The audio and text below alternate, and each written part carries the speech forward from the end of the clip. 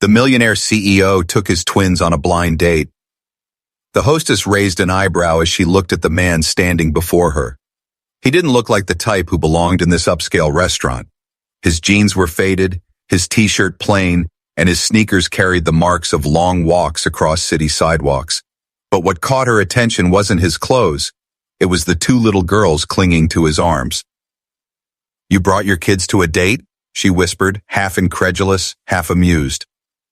Graham Westwood adjusted the diaper bag on his shoulder, balancing the twins as if this was the most natural thing in the world. Ella tugged at his sleeve while Emma tried to twist free, curious about the glowing chandeliers above. "Yep," he said calmly, though his heart pounded harder than it ever had in a boardroom. "It's not really a date." The hostess hesitated, then sighed and gestured toward the corner by the window. "You're in luck. Only one reservation tonight with children allowed. Table 5. "Thank you," Graham murmured.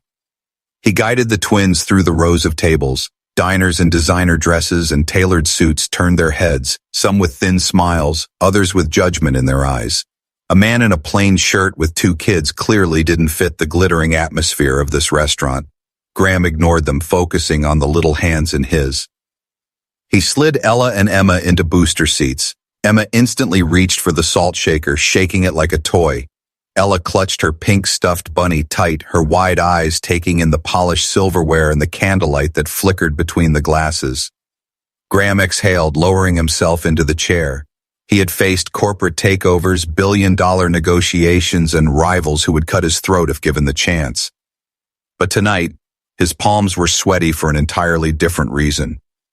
He was waiting for someone who isn't going to show up. On his phone, the last message from the dating app still glowed on the screen. "Kurt. Sorry, can't date a broke dad of 2. Good luck." Broke.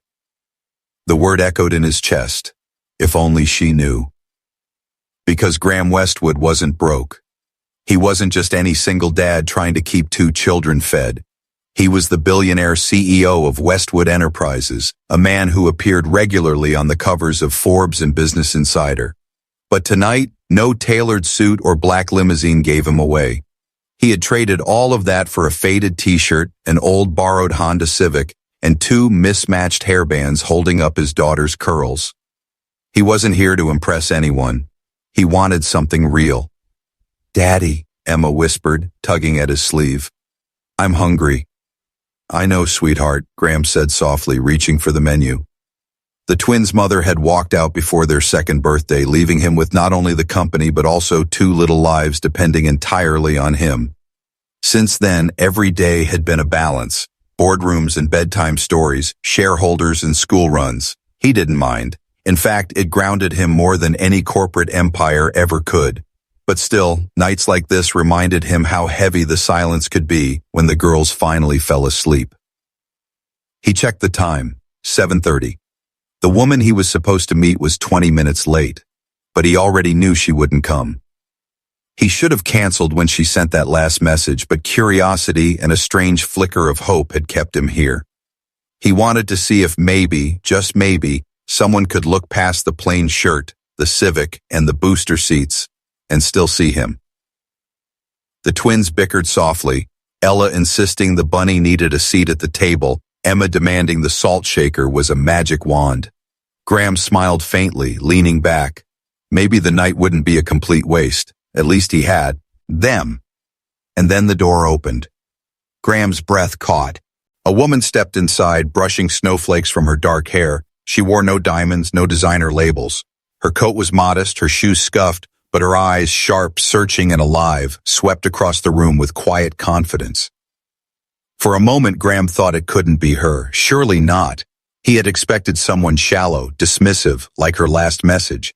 But when her gaze landed on him, on the twins, the booster seats, the stuffed bunny, something softened in her expression. The hostess hurried over to her, but the woman shook her head and walked straight toward table 5. "Graham?" she asked. His throat went dry. He nodded slowly. She smiled, though there was a flicker of nervousness. "Sorry I'm late. I almost didn't come." Ella looked up from her bunny. Emma clutched the salt shaker tightly, and for the first time that evening, Graham felt the air shift. Something was about to change. The woman who stayed. Graham had been prepared for silence, rejection, or even another message telling him she had changed her mind. Yet here she was, standing before his table, her hands tucked nervously into the pockets of her coat. For a moment she didn't move, as if studying the scene, two children in booster seats, one clutching a pink bunny and the other trying to balance a salt shaker on the edge of her plate. The faintest smile touched her lips, not mocking, not dismissive, but something more curious. Graham rose instinctively, feeling his pulse quicken in a way that surprised him. He had closed billion-dollar acquisitions without flinching, but this woman's presence made him feel like an untested boy again. "You're really here," he said quietly, unsure whether he meant it as a question or a statement. Her smile widened, though her eyes betrayed hesitation. "I almost wasn't, but something told me not to judge too quickly. May I sit?" He gestured to the empty chair, across from him, watching as she slipped off her coat and draped it neatly over the back. She wasn't flashy, her dress was simple, her jewelry understated, but she carried herself with a grace that needed no diamonds to shine. The twins stared at her openly, their little faces full of curiosity. Ella whispered something into her bunny's ear and giggled, while Emma squinted as if deciding whether this stranger was trustworthy. "I'm sorry about the message earlier," the woman said after a pause. "It was unkind. I don't usually say things like that." Graham waved a hand, forcing a polite smile, though the sting of those words had not been easy to ignore. "It's fine. People have their preferences." She shook her head firmly. "No, it isn't fine. I judged you without knowing you. Seeing you here, with them, it made me realize how wrong I was." Her voice was steady, but there was something fragile beneath the surface, as if she was carrying her own unspoken burdens. Graham leaned forward slightly, his curiosity piqued despite himself. For years he had lived in a world where everyone wanted something, his signature, his approval, his wealth. This was different. She looked at him, not with the cold calculation of a boardroom or the gleam of ambition, but with something that resembled recognition. A waiter appeared, setting down menus with a practiced smile, though his eyes flicked from Graham's plain shirt to the children's booster seats with a hint of doubt. "Can I start you off with drinks?" he asked politely. "Water for the girls," Graham said quickly. "And for me, the same." The woman hesitated. "Tea, please." When the waiter left, Emma tugged at her father's sleeve and whispered, not nearly as quietly as she thought, "Daddy, is she our new mommy?" The words struck the table like a hammer. Graham froze, his ears burning, while Ella dissolved into giggles, clutching her bunny tighter. The woman's eyes widened, and then, to his astonishment, she laughed. Not unkindly, not awkwardly, but a warm, genuine laugh that seemed to lighten the air around them. "Well," she said softly, glancing at Graham, "you certainly don't waste time." He buried his face in his hands, muttering, "I'm sorry, they're unpredictable." "Don't apologize," she replied gently. "They're wonderful." The sincerity in her tone unsettled him. Too many people had treated his daughters as inconveniences, baggage attached to his name.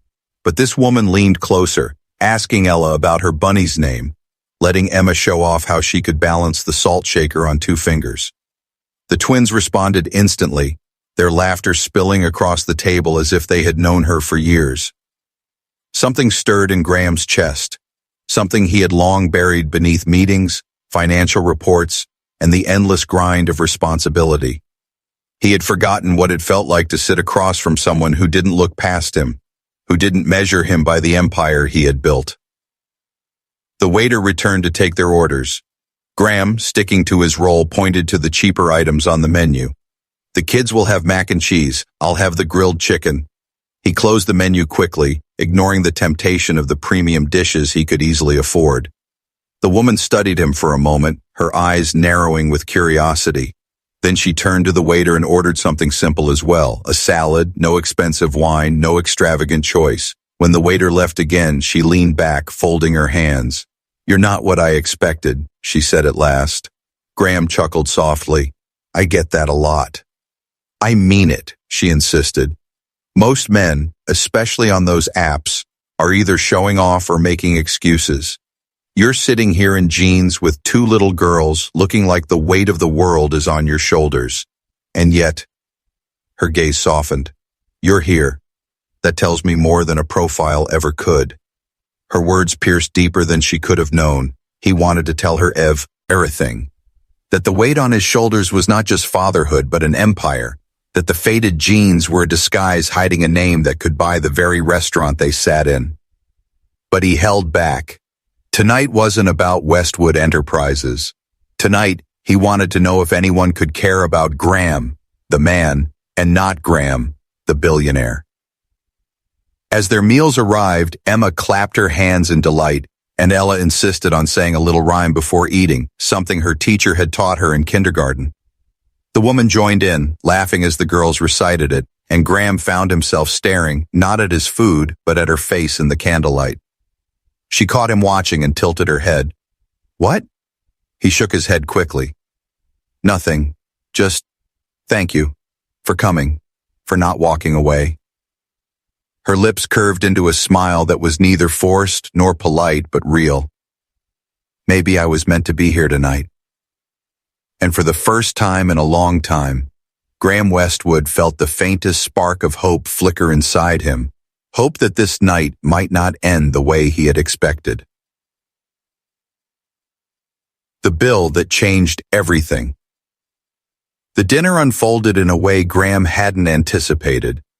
What began as an awkward arrangement, with two restless children and a stranger who had nearly walked away, had softened into something almost natural. Ella's pink bunny now sat propped on the edge of the table, treated like a guest in its own right, while Emma was busy dipping crackers into her water glass, proudly declaring it was soup. Instead of recoiling or looking impatient, the woman sitting across from him laughed, not in a condescending way, but as though she genuinely enjoyed their chaos. For Graham, it was disarming. He had spent years surrounded by board members, investors, and people whose lives revolved around order, appearances, and control. Tonight, there was no order, no careful arrangement of words, or polished presentation. There was simply life in its raw, messy, and strangely beautiful form. Throughout the meal, Graham found himself watching her with a quiet curiosity. She never once reached for her phone. She didn't seem to care about who might be looking at them or whether she was seated beside a man who clearly looked out of place in this glittering establishment. She gave her full attention to Ella when the little girl described how her bunny had magical powers, and she listened with patience when Emma insisted on singing a nursery rhyme halfway through the meal. Each time she laughed, something within Graham eased, a pressure he hadn't realized he had been carrying deep in his chest. When the plates were finally cleared, the twins were growing drowsy, their eyes heavy after the excitement of the evening. Ella leaned against her bunny, her thumb finding its way to her mouth, while Emma curled sideways in her booster seat, fighting sleep with stubborn little blinks. Graham adjusted their jackets, his hands practiced and careful, but his mind already tugged back toward the reality that awaited once the dinner ended. The illusion of this night, this fragile, fleeting warmth, would collapse the moment she saw the bill. He had chosen this restaurant precisely because it was a place where people expected extravagance, but he had ordered the simplest dishes, staying true to his disguise. He had wanted to see how far the pretense would hold, how she would look at him if she believed he was just a struggling father trying to give his children a small, rare treat. But now, with the moment of truth approaching, doubt gnawed at him. Would she pity him? Would she judge him again the way she had when she sent that cutting message? The waiter returned with a practiced smile, setting the folded leather bill holder at the corner of the table. It sat there small and unassuming, yet Graham felt as if the weight of his entire secret rested within it. He reached for it. Slowly, prepared to keep the act alive, ready to fumble in his pocket for the worn wallet he carried instead of the black card that could purchase this restaurant outright. But before his hand touched it, hers moved quicker. "I'll get this," she said softly, pulling the bill toward her side of the table. Graham froze, caught off guard. "You don't have to." "I want to," she interrupted, her voice steady, but her eyes filled with something deeper. "I know what it's like to feel judged. I know what it's like to sit in places where people expect you not to belong. Tonight, you brought your girls here, And you didn't hide them or make excuses. That means more than you think. So let me. Her fingers slipped the check open, her eyes flickering briefly at the total before she reached into her purse. Graham's chest tightened as he watched her count out bills, her hand trembling slightly but her chin lifted with quiet resolve. He knew at once this wasn't easy for her. She wasn't wealthy, that much was obvious, but she was still choosing to do it. She wasn't performing a gesture for show.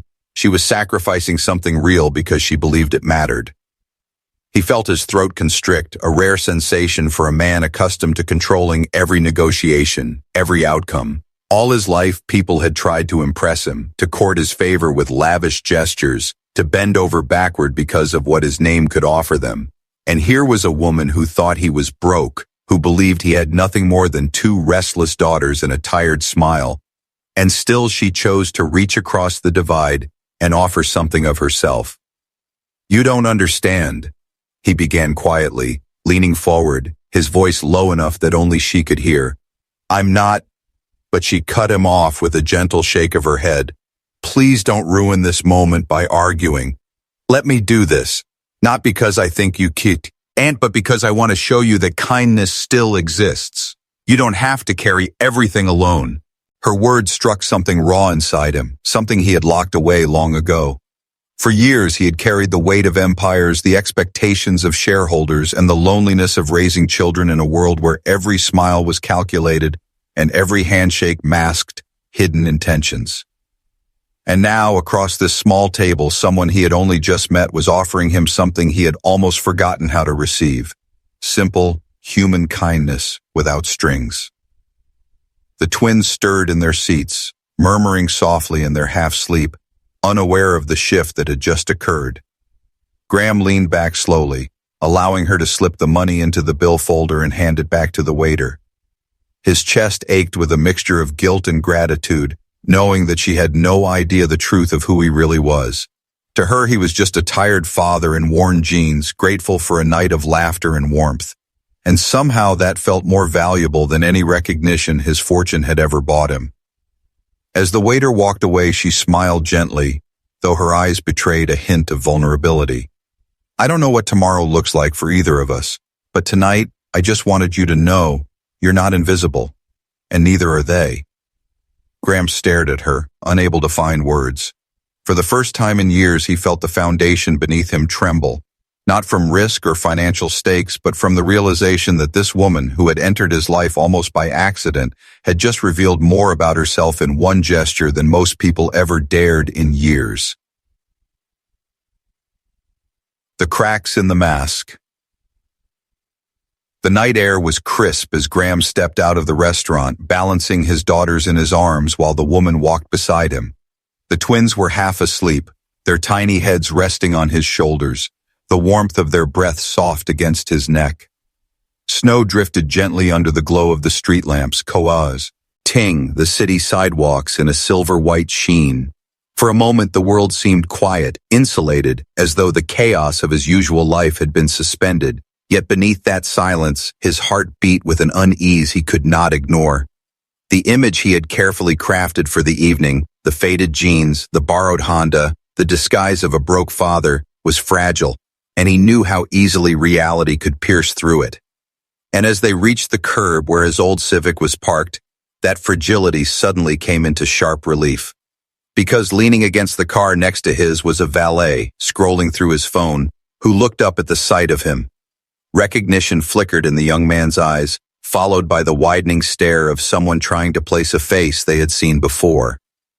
Graham's pulse jumped. He offered a quick nod, urging the twins into their car seats as smoothly as he could, but the woman noticed the pause. Her eyes narrowed slightly, shifting from Graham to the valet, then back again. She didn't speak, but Graham knew that look. It was the look of someone sensing that something was being withheld. When he slid behind the wheel and turned the ignition, the Civic coughed before rumbling to life, the sound rough and unpolished. The twins were already drifting into deeper sleep, their small bodies curled into their seats, oblivious to the tension rising in the car. The woman fastened her seatbelt, studying him in silence as they pulled onto the snowy street. For several long blocks, the only sound was the hum of the engine and the occasional hiss of tires against slush. Finally, she spoke. "That valet. He recognized you, didn't he?" The question hung in the air, sharp and unavoidable. Graham gripped the steering wheel tighter, his knuckles pale against the leather. He forced a chuckle, hoping to dismiss it. "Maybe I just look like someone he's seen before," but her gaze didn't waver. "You don't strike me as a man people forget easily." The words landed heavier than he expected because they were true. In his world, he was not a man easily forgotten. His face had graced magazine covers, financial journals, and headlines that dissected his every decision. He had been painted as both a ruthless genius and a visionary, a man whose empire had the power to move markets. And yet here he was, pretending to be invisible. Graham exhaled slowly, feeling the weight of the lie pressing harder against his chest. He wanted to tell her everything in that moment, to strip away the disguise and see whether her kindness would survive the truth. But the image of her pulling those worn bills from her purse, offering to pay for a man she believed was struggling, held him back. If he told her now, would she think it was all a cruel trick? Would she feel her gesture had been mocked? As the car wound through the streets, the city lights flashing across her face, he noticed something else, a tension in her shoulders, a quiet unease she tried to mask with composure. It wasn't just him carrying secrets tonight. "Why did you come?" he asked at last, his voice low. "After that message, after deciding I wasn't worth the time, what made you change your mind?"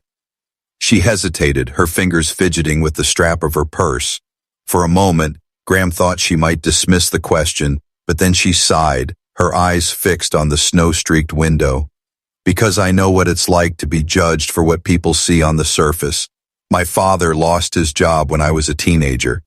One day we were a comfortable family, the next we were barely keeping the lights on. Friends stopped calling, neighbors looked at us differently. I swore I wouldn't become like them, the ones who look at a person and decide their worth in a single glance. And yet, I did that to you." Her voice broke slightly, though she steadied it. "I came tonight because I wouldn't live with myself if I walked away without at least giving you a chance, and then I saw you with them. You didn't try to hide them. You weren't embarrassed. Do you know how rare that is? Most men would have left their kids at home just to impress someone, but you didn't." Graham felt his grip loosen on the wheel, her words sinking deep. He had built his life on power, control, and appearances, but none of that mattered in this moment. She had come not because of who he was in the world's eyes, but because of something much simpler, his refusal to hide the truth of being a father. Yet the irony cut him like a blade, because while she admired him for his honesty with his children, he was still lying to her about the one thing that defined his very existence. The drive stretched on, snow thickening as the city lights grew sparse. When he pulled into her neighborhood, a modest row of townhouses with small porches and snow-covered steps, she turned to him, her eyes soft but searching.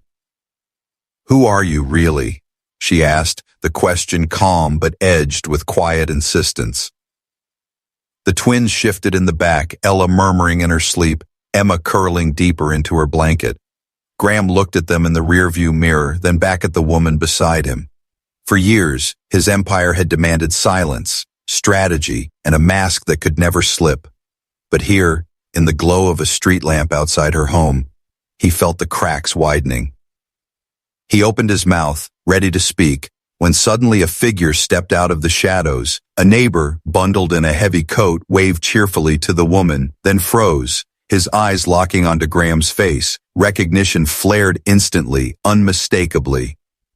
"Wait a minute," the man said, his voice carrying across the snowy street. "Aren't you Graham Westwood, the CEO? You're on the cover of Forbes this month." The silence that followed was deafening, the shattered disguise. For several heartbeats, the world seemed to stop. The snow continued falling in gentle spirals. The neighbor still stood in his driveway with his mittened hand raised in recognition. But for Graham Westwood, everything narrowed to the woman sitting in the passenger seat.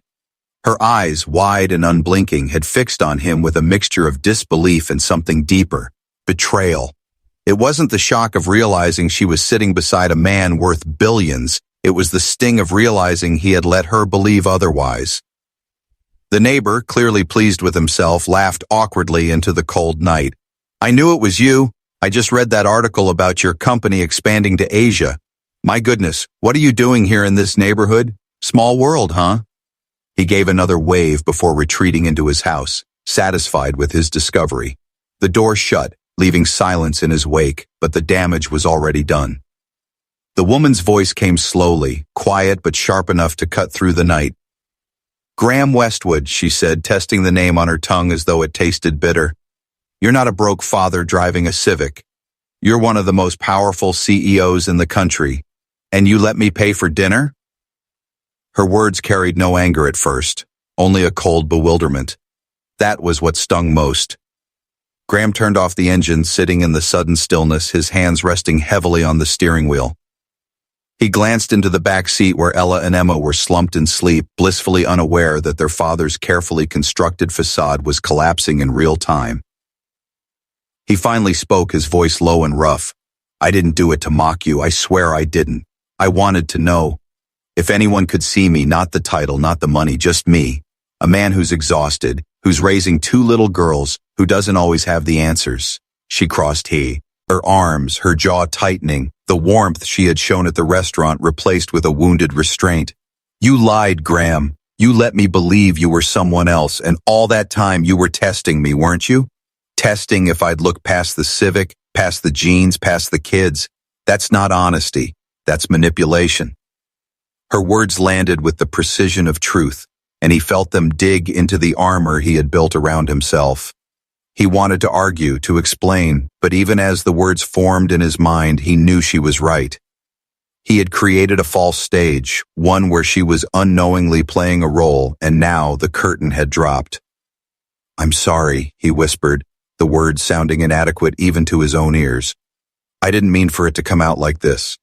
I didn't want you to find out from some stranger on the street. I just wanted one night where I wasn't Graham Westwood, CEO. One night where I could be a father trying to share a meal with someone who might not care about what I own." She turned to him, her eyes bright with unshed tears. "And you think you're the only one who knows what it feels like to be judged? I told you why I came tonight.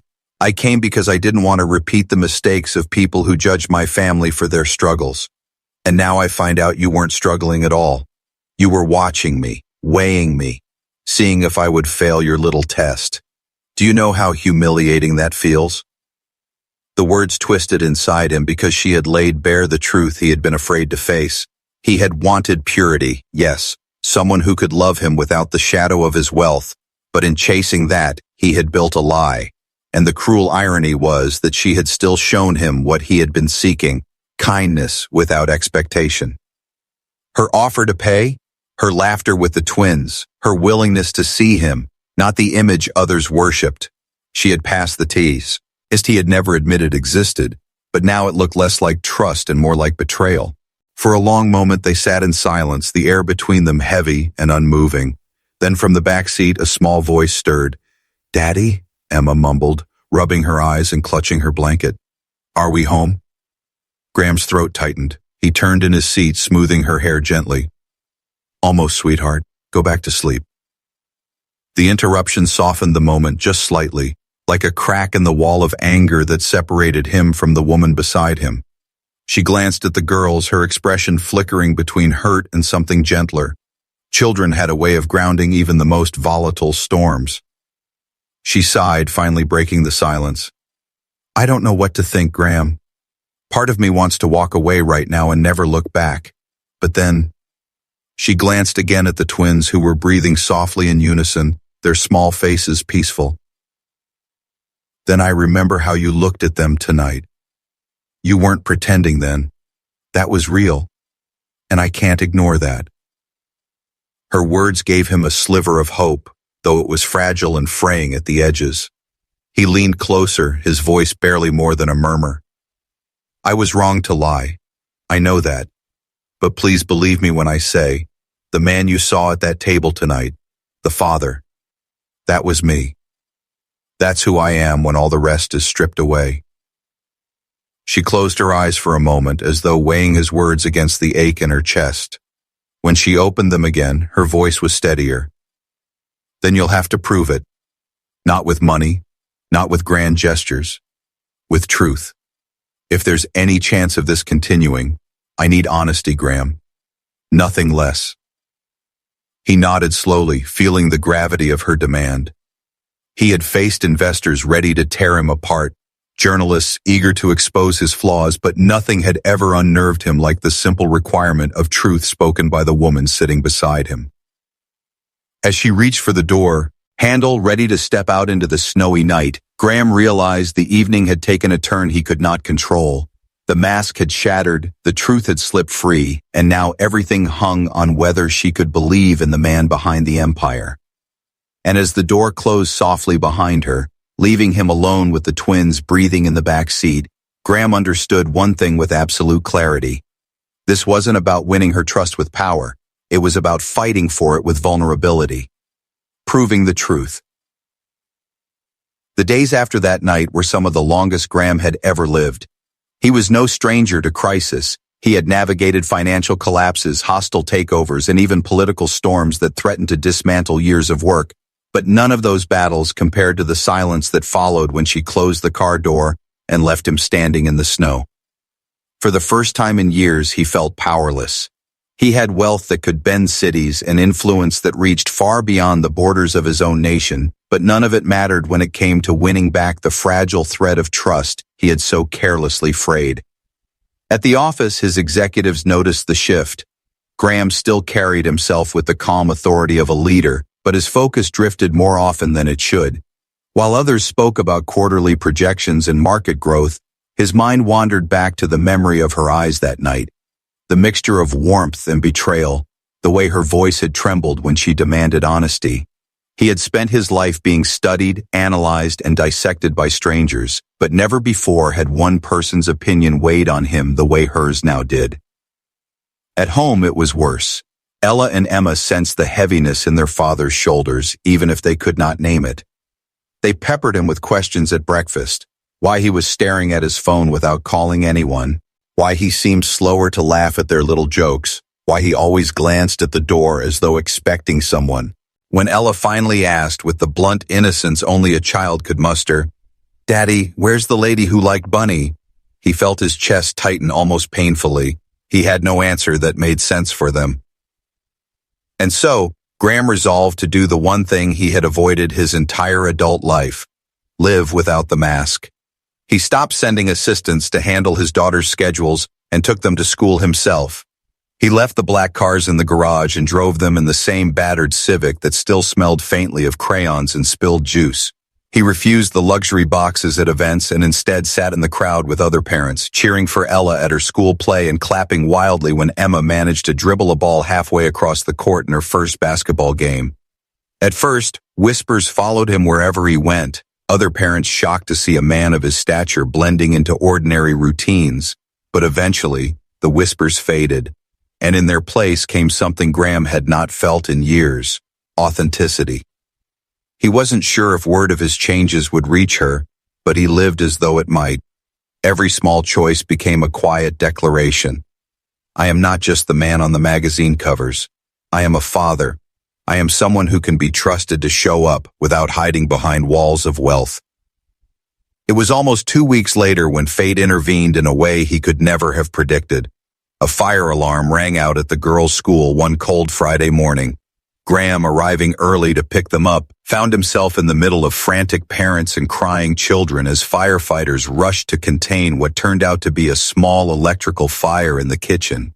The children had been evacuated safely, but the chaos left teachers overwhelmed, and it was in that storm of panic that Graham saw her again. She was there, kneeling beside a group of children, her calm voice cutting through the fear as she guided them away from the smoke. Her coat was dusted with ash, her hair loose from the wind, but her hands were steady as she reassured the trembling kids. When their eyes met across the parking lot, time seemed to stutter. For a moment, neither moved. Then, without hesitation, Graham pushed through the crowd, scooped Ella into his arms, and took Emma's small hand firmly in his. "You're safe," he whispered to them, holding them close. "I've got you." When he turned again, she was standing near him, her own hands trembling now that the danger had passed. He could see it in her eyes. Fear, relief, and something else. She had seen him tonight not as a CEO or as a man in disguise, but as a father sprinting across a smoky parking lot, his entire world carried in two small children. "You came fast," she said softly, almost as though speaking to herself. "I'll always come for them," he replied, his voice hoarse. "Nothing else matters more." For a long moment they stood there, surrounded by the din of fire trucks and worried parents, yet in a bubble of stillness all their own. She looked at the twins, Ella clutching her bunny with ash-streaked fingers, Emma still sniffling from the scare, and then back at Graham. The judgment in her eyes had softened, though caution still lingered. "I don't know if I can forget the lie," she admitted quietly. "But I can't deny what I just saw. That was real." Graham swallowed hard, every word catching in his throat. "Then let me prove to you day by day that the man you saw tonight is who I truly am. No disguises, no masks, just me and them." Her gaze lingered on him for what felt like an eternity, and though she didn't answer immediately, she didn't walk away either. For Graham, that was enough. For the first time since the night his secret shattered, he felt the possibility of rebuilding something, not with power but with truth. And as the sirens faded into the snowy distance, he knew one thing with unshakable clarity. The empire he had spent a lifetime constructing would mean nothing if he lost the chance to build something real with the woman who had already seen both his worst deception and his truest self. Everything changed. The following weeks unfolded like the slow turning of seasons. Subtle at first, then undeniable. After the fire at the school, there had been no dramatic reconciliation, no sweeping declarations in the parking lot. Instead, there was silence again, but this time it was different. The silence was not final. It was watchful. She had not slammed the door shut on him, and that was enough for Graham to continue, step by cautious step, toward rebuilding what had been broken. He began with consistency. Every morning he drove Ella and Emma to school in the battered Civic, never once sending a driver or hiding behind convenience. Other parents still whispered, still glanced in disbelief at the CEO of Westwood Enterprises standing in line with coffee-stained fathers and overworked mothers, but Graham no longer cared. Each moment he stood there waiting for his daughters to rush out with their backpacks bouncing was a declaration of who he truly was. He made a point of showing up for their recitals, their games, even their messy art shows where construction paper and glitter were presented as masterpieces. Slowly, the twins began talking about their father not as a man who was always at work, but as a man who was always there. It was on one of those afternoons while picking the girls up from school that he saw her again. She was waiting for her niece, who ran into her arms with a delighted squeal. Their eyes met across the playground, and for a moment the world hushed. She offered a small smile, not the bright laughter of their dinner together, but not the cold suspicion or of that snowy night either. It was a cautious smile, one that said, "I see you, and I'm watching." That moment carried him through another week, fueling a hope he dared not voice aloud. One Friday evening, the twins begged him to take them to the little park near the river. The air was sharp with winter's edge, but he bundled them in scarves and mittens, and together they walked under the glow of lamplight reflecting off icy waters. The park was nearly empty, save for a woman sitting on a bench with a thermos cupped in her hands. Graham's steps faltered when he realized who it was. She looked up, startled, then smiled faintly as the twins raced toward her without hesitation. "Lady who likes bunny," Ella cried, clutching her stuffed rabbit tightly as she climbed onto the bench beside her. Emma plopped herself on the other side, already talking about how she had scored a goal in gym class. Graham approached slowly, uncertain whether to apologize for the intrusion or to seize the moment fate had handed him. She spared him the choice by patting the space beside her. "You can sit," she said softly. "It's a public bench." He lowered himself carefully, aware of the fragile line between them. For a while they simply watched the twins play in the snow, chasing each other in uneven circles. The sound of their laughter filled the cold air like bells. Finally she spoke, her voice steady but low. I've been thinking about what you said, that you wanted to be seen for who you are, not what you own. I understand that, I really do. But Graham, you can't ask for honesty by building it on lies. He nodded, the truth of her words carving deeper than any criticism he had faced in business. I know, and I regret it more than I can ever say. But I'm not asking you to forget. I'm asking for the chance to show you who I am without the masks. No Forbes covers, no tailored suits, no limousines, just me. Just a father who wants his daughters to grow up seeing their dad tell the truth, even when it's hard. She turned to him, studying his face carefully, as though searching for cracks where pretense might still hide. What she found instead was a man visibly stripped of armor, weary but unflinching. And what about them? She asked, nodding toward the girls. They'll grow up knowing the world sees you as larger than life. How do you plan to make sure they don't lose sight of the man you really are? Graham's answer came without hesitation. By showing up every single day. By being the one who helps with homework, who cheers in the audience, who listens to their fears at night. Money can build empires, but it can't raise children. They won't learn who I am from magazines. They'll learn from the father who's right here, holding their hands. Silence stretched between them, but it was no longer sharp or accusing. It was thoughtful, layered with unspoken possibilities. Then, as if on cue, Emma ran up, tugging her hand. Will you come to our house? Daddy makes pancakes. They're funny-shaped but good. Ella giggled in agreement, her bunny bouncing as she added, he burned some too. The woman laughed, the sound warm and unguarded for the first time since that fateful night. She looked at the twins, then at Graham. They're persuasive, she said lightly, but beneath the humor was something heavier, a choice. That night she did come. She sat at Graham's kitchen table sipping tea while he flipped lopsided pancakes for his daughters, who clapped and cheered for each one. The house smelled of syrup and cinnamon, laughter echoing through its walls. For once, Graham didn't feel like a CEO pretending to be a father. He felt like a man who had been given a second chance. When the twins were finally tucked into bed, she lingered by the doorway, her coat draped over her arm. Graham stood opposite her, unsure whether to speak or to let the silence carry the truth. She made the decision for him. I don't know where this will go, she admitted softly, her eyes meeting his without hesitation. But tonight, I saw more than a man hiding behind a disguise.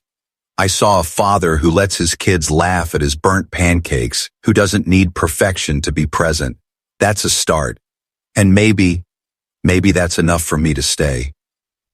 Graham felt something in his chest loosen, something that had been bound tight for years. He stepped closer, his voice low but steady. Then I'll spend every day proving that what you saw tonight is who I really am. No masks, no tests, just truth. She nodded slowly, her smile small but real. And in that quiet kitchen, with the faint sound of his daughters breathing upstairs, Graham Westwood realized that the empire he had spent a lifetime building was nothing compared to the fragile, beautiful possibility he now held in his hands. For once, everything had truly changed.